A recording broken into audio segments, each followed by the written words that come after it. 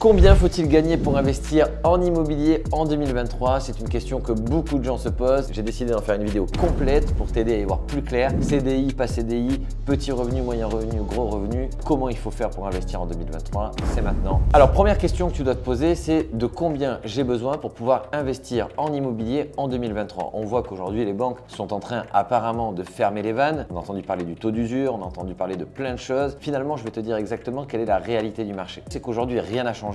Le monde continue de tourner, les prix aujourd'hui augmentent ou baissent, les taux augmentent ou baissent et depuis que le monde est monde, les gens qui continuent d'investir s'enrichissent un peu plus chaque jour. J'espère pour toi que tu fais partie de ces personnes-là. Admettons que tu gagnes 1 200 €, 1 000 €, 2 000 €, 3 000 €. Sur le papier, la banque va te dire qu'on va prendre 35% de ses revenus pour pouvoir investir dans l'immobilier. Il y a des élèves à moi qui trouvent des secteurs, et il y en a partout en France, des secteurs avec des appartements à 40 000 €, donc notamment des T2.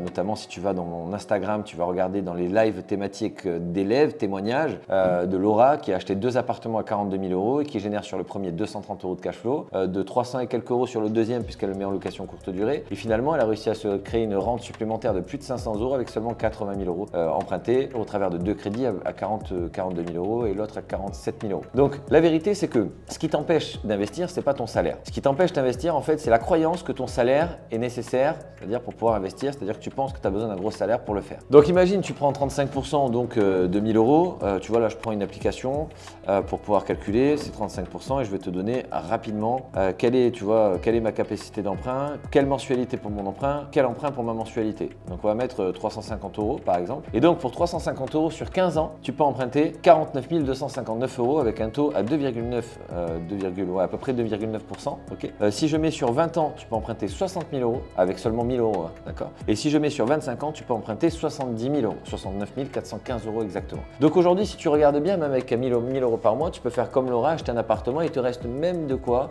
pouvoir continuer à emprunter. Mais bref, en tout cas, tu peux garder de l'herbe sous le pied, comme on dit, pour pouvoir justement peut-être t'acheter une voiture ou des choses comme ça, même si encore une fois, je parle de besoin de nécessité si besoin d'une voiture, mais encore une fois, les crédits pour les voitures, il faut éviter. Donc, en gros, globalement, une personne même avec 1 000 € par mois peut emprunter jusqu'à 70 000 €. Maintenant qu'on a fait ce constat très simple, je vais te donner une autre vérité. L'autre vérité, c'est que toi, il y a le calcul que tu connais, 35% du montant total de mes revenus. Pour ceux qui ne savent pas, en fait, tu vas prendre l'ensemble des revenus générés par toi ou les revenus des 2 personnes ou X personnes. Et en fait, quand on a pris ça ensemble, on prend 35% des revenus et on arrive en fait sur, là, on va dire le maximum normalement que tu peux emprunter. Je vais dire quelque chose qui va peut-être te choquer, mais si aujourd'hui les 35% étaient une vérité absolue, il n'y aurait aucun rentier immobilier en France. Je sais que tu dois t'arracher les cheveux au moment où je te le dis, parce que aujourd'hui c'est un élément, bien sûr, du calcul de la banque, mais il n'y a pas que ça. Il va y avoir les 35%, effectivement, notamment. Il va y avoir aussi la valeur du bien que tu détiens. Si aujourd'hui tu achètes un bien à 30 000, mais qu'après les travaux il en vaut 60, tu vas avoir une plus-value latente de 30 000. Plus-value latente, ça veut dire une plus-value en attente que tu n'as pas tout de suite, mais le jour où tu vas revendre, tu vas récupérer. Il peut y avoir aussi les autres biens que tu détiens, notamment une résidence principale que tu peux avoir par exemple depuis 20 ans, qui est peut-être fini de payer ou peut-être à moitié payé. Et finalement, on va prendre le capital restendu qu'on appelle le CRD, donc c'est-à-dire la valeur aujourd'hui de ton crédit. Si tu as emprunté 200, qu'il te reste 100 000 à payer, on va dire 100 000 moins la valeur du bien, valeur nette,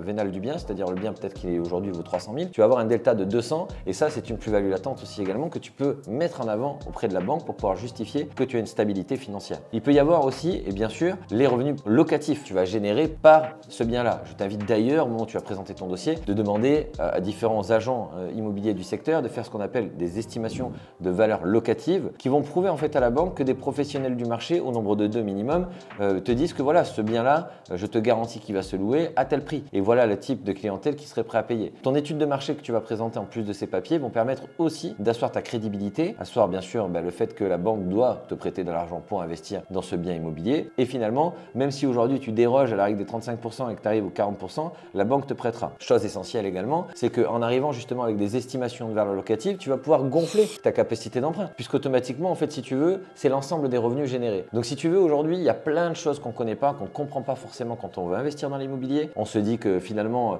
ça ne fonctionne pas, qu'on ne va pas y arriver. Quand on fait les calculs, on se dit, ouais, bon, laisse tomber, ça ne marchera pas. La vérité est que il te manque des connaissances, il te manque des compétences. Et d'ailleurs, si tu veux continuer à te former et apprendre des choses sur l'investissement immobilier, je t'invite à t'abonner à cette chaîne, puisque je vais sortir une vidéo par semaine sur plein de sujets de l'immobilier. Mon but, c'est de vraiment t'aider à y voir plus clair. Et bien sûr, n'oublie pas que cette chaîne est la tienne. Donc, je t'invite en dessous en commentaire de me mettre tous les sujets thématiques que tu aimerais que je traite. Une fois par mois, je prends tous ces sujets et j'en fais des formats vidéo YouTube, TikTok ou alors même des réels YouTube Short, etc. Ensuite, Ensuite, il y a une réalité aussi et je sais que c'est dur. Je sais que, si tu veux, on va parler concrètement, ok?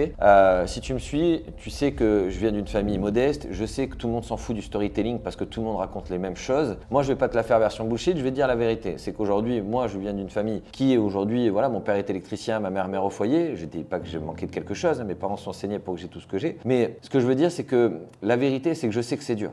Voilà, clairement, je sais que c'est dur, je sais que c'est compliqué. Tu vas me dire, mais Jérémy, tu te rends compte de ce que tu me dis? Mais c'est une nécessité. Aujourd'hui, quand je vais te dire qu'il va falloir épargner 20% de ton salaire tous les mois, tu vas me dire, mais Jérémy, j'ai déjà du mal à joindre les deux bouts. Comment tu veux que j'épargne 20%? Et la vérité, c'est que aujourd'hui, il va falloir apprendre à se saigner, à se serrer la ceinture dans le bien commun. C'est-à-dire que même si effectivement, tes enfants n'ont pas les derniers trucs à la mode, même si malheureusement, ils ne peuvent pas avoir telle ou telle chose, si aujourd'hui tu dois te saigner pendant un an pour pouvoir acheter un patrimoine immobilier et générer peut-être 300 ou 400 euros de plus et pouvoir donner à tes enfants tous les mois plus d'argent. J'ai une petite fille de 3 ans, tu vois, je sais ce que c'est. Aujourd'hui, j'ai travaillé très dur, j'ai plus besoin de compter mon argent quand je le dépense, mais je fais toujours attention comme si j'en avais plus. Donc, même si aujourd'hui tu peux pas épargner 20%, ne te dis pas que épargner 10 euros par mois, ça sert à rien. C'est une erreur monumentale. En fait, même épargner 10 euros par mois, ça va commencer en fait à travailler dans ta tête et tu vas commencer à préparer ton mindset en te disant voilà, aujourd'hui, je mets une action en place pour mon avenir. Je vais commencer à mettre une dynamique positive en place où je veux bâtir pour plus tard. Le mois d'après, tu vas réussir à trouver 30 euros. Le mois d'après, tu vas réussir à trouver en 40. Et comment tu vas faire? C'est très simple. Tu vas peut-être regarder tous tes abonnements. Tu vas rappeler SFR, Internet, machin, nana. Tu vas renégocier ton assurance de crédit, ton assurance de voiture, etc. Et tu vas aller chercher cet argent. Peut-être que tu vas dire bon allez, le dimanche, voilà, au lieu de procrastiner, je vais peut-être m'inscrire dans une formation de closing pour apprendre à générer des revenus par téléphone, par exemple. Il y a plein de solutions pour pouvoir investir son argent, pouvoir gagner plus d'argent, peut-être faire des heures de ménage, etc. Peut-être aller rajouter des heures supplémentaires à ton job. Non, ça ne sera pas facile, mais oui, ça en vaut la peine. Donc voilà mon message en tout cas d'aujourd'hui. La réalité du marché maintenant, c'est que tu peux investir même avec 1000 euros par mois. Il y a plein de méthodes pour le faire. Si tu t'abonnes à cette chaîne, bien sûr, je t'apprendrai toutes les semaines une nouvelle méthode en tout cas pour obtenir des résultats grâce à l'immobilier. Je suis ravi de t'avoir retrouvé dans cette vidéo et bien sûr, je te dis à très vite chez Go Rentier.